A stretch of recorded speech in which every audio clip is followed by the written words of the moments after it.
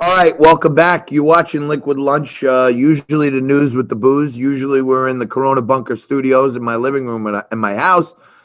But I was going out of my mind after being in the house for almost 7 months, and I saw some local business owners who were having a hell of a time fighting back against the establishment.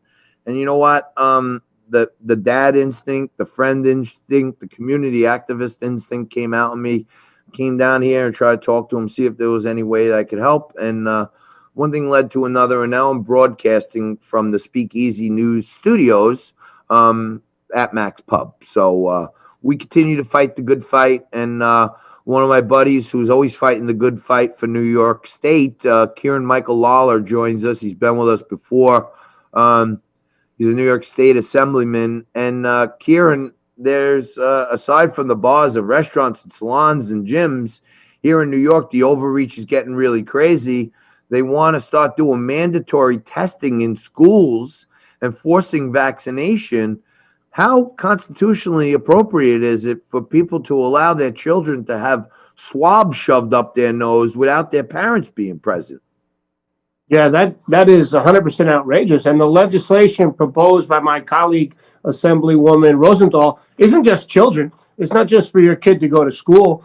This would be all men, women, and children in the state of New York would have to get the COVID vaccine if the New York State Department of Health officials determine that we don't have a sufficient immunity rate in New York State. So it's not just for children. It's not just for access to public schools or even parochial and private schools. It would be everyone in the state, all 20 million of us.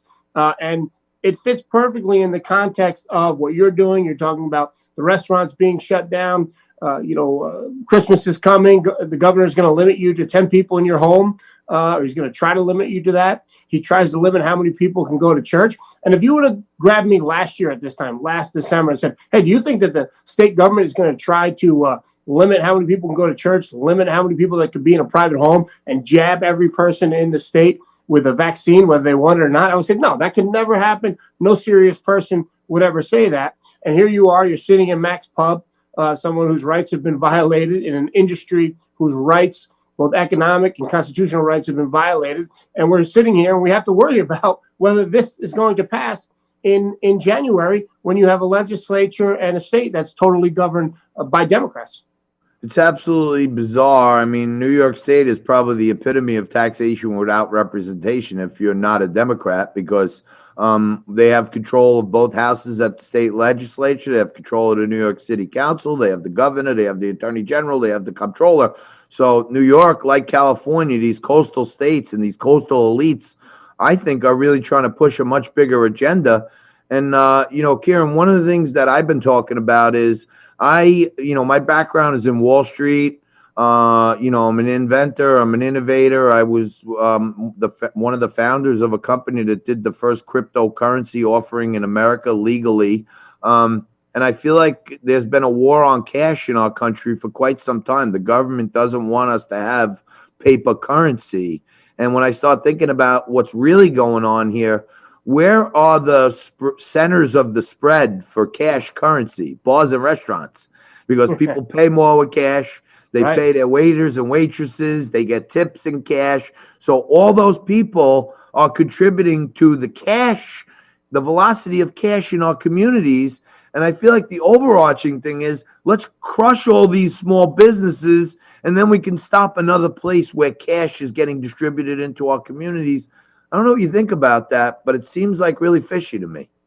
Yeah, that's not something I've thought much about, but you raise a good point. One of the few places where people still use cash is in the restaurant business, and dwindling number of workers get paid in cash, and the restaurant bar business, there's a lot of cash compensation there. So yeah, you might be onto something there. Another scary thing right along those lines is in California, they tried to pass a referendum where they eliminate 1099 workers. I don't know if you heard about that, Bill, but they want to eliminate 1099 workers. That's about 40% of the businesses in America are, K1, 1099.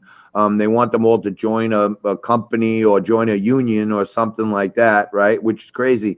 And now Joe Biden and Kamala Harris in the past have said that they support that because they're in favor of unions. So could we be at the precipice of, bars and restaurants are getting shut down. Cash is gone. Now, 1099 workers and independent contractors are going to have to be unionized. It's starting to feel a lot like a socialist or communist regime we're looking at here. Yeah, freedom is definitely on the ropes. President Reagan said freedom is only one generation away from extinction. And it feels like that's the fight that is on right now. You were talking about the fight or flight response. We definitely need to stand up and fight. I saw the great rally that you had out in Staten Island a couple of weeks ago. That was really inspiring. We need more of that all around the state. And some people say, well, with regard to the vaccination issue, well, get the vaccine, it's good, it'll help everybody. But I don't think the mandatory vaccine issue or even the mask wearing is so much about COVID and so much about healthcare. A lot of it is how far can they push the envelope on taking away your liberties and still get away with it. And we have to push back rhetorically and through our elected leaders and other leaders to say, no, there is a point beyond which you cannot push us that we're going to take it and be silent.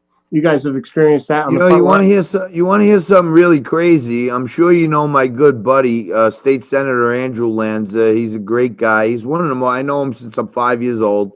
Our fathers were New York City cops together. We were bat boys for the softball team when we were kids. So I know him my whole life. Okay, this guy's got a law degree and a CPA. He's one of the most brilliant guys I know. He came down to the bar to try to lend a hand. The owners were inside. I'm sure you saw it. The sheriffs were not trained to do any of this. They almost put Senator Lanza in cuffs. And he said, what do you do? They said, why do you want to go in? He said, well, my friend John Tobacco's in there, and I'm an attorney. I'm admitted to the bar, and I am representing him.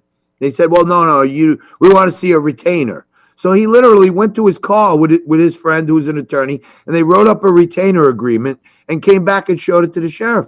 And he said, no, we don't believe that's a good retainer. Get out of here. And Andy said, hey, I'm going in that bar. You going to stop me? And he said, you better believe it, Senator. We are. And then he just tried to walk past the guy, and they almost threw him in cuffs. So you start thinking, wow, is this a police state we're dealing with? You got these sheriffs who are not police. They're not law enforcement. They're commissioned out of the New York City Department of Finance. So they're like tax collectors. In the Bible, I say they call them the pharaohs. They're not law enforcement. They're not NYPD. They're not trained to effectuate arrests in the street. They're civil enforcement officers. And, I have deemed Andrew Cuomo Governor Don Cuomo Leone because I feel like he's running our state like a mob boss, to be honest with you. And if you speak up, speak out, try to go against the machine, he sends the goon squad down here to threaten you, intimidate you. And, in these guys' case, they were locked up 2 times within a week. It's pretty scary. Yeah, it is. And, a huge mistake was made back in March, right before the pandemic really hit. But when we started to get worried about it, I think it was March 2nd, in the middle of the night, Governor Cuomo linked funding to fight the pandemic with increased powers for the executive, increased powers for himself, where he can suspend or alter any state or local law. And foolishly, the legislature gave him that power. I'm proud to say I voted against it, but overwhelmingly it was voted for. And Governor Cuomo now has the power of the executive and much of the legislative power in this state. And that's not going to expire until the end of April if the legislature doesn't get together and say, hey, we need checks and balances. We need a legislature and an executive to check each other if we're going to have a free state. So that was a huge mistake. We can undo that today if we called the legislature into session and voted to take away these powers. We should have never done it in March. We should have taken away the powers a long time ago, but it's not too late. We shouldn't let him have all these powers that he's wielding in a unjust way, and he's making bad decisions. So not only are New Yorkers having their rights taken away, but in the case of nursing home residents, Governor Cuomo made these unilateral decisions that turned out to be deadly, and there's thousands of dead people as a result of these decisions. And that's the kind of thing you get when you don't have checks and balances. Tomorrow, we should go up there and take away these powers and restore the authority of the legislature to have a say in policy in this state. Now, there's a movement we can all get behind. We got about a minute left. I just want to leave you with this. Another mistake the mayor and the governor made just Friday under the cover of darkness at 6:30 p.m. They went into New York State Supreme Court in Richmond County, and they petitioned the judge for an emergency restraining order to stop me from broadcasting my TV show, which is a national show. We go to 40 million homes, but they don't want me here broadcasting live because I'm telling America exactly what kind of intimidation tactics they're using.